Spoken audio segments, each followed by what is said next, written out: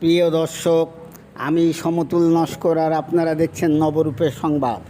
আজকের তাজা খবর, 29শে জুলাই বিশ্ব বাঘ দিবস উপলক্ষে দক্ষিণ 24 পরগনার বন দপ্তরের পরিচালনায় এবং ব্যবস্থাপনায় কুলতলি ব্লকের মইপিট স্কুল মাঠে পালিত হলো বিশ্ব বাঘ দিবস। এই বাঘ দিবস উপলক্ষে বিভিন্ন অনুষ্ঠানের মধ্য দিয়ে র্যালি করেন বন দপ্তরের পক্ষ থেকে।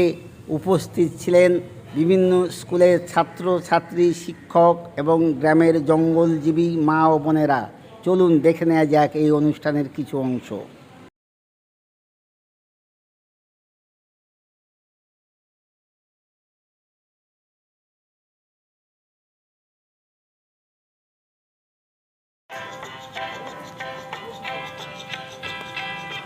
সুন্দরবনে সুন্দর গাছ, সবচেয়ে সেরা সেই যে গাছ, গাছটা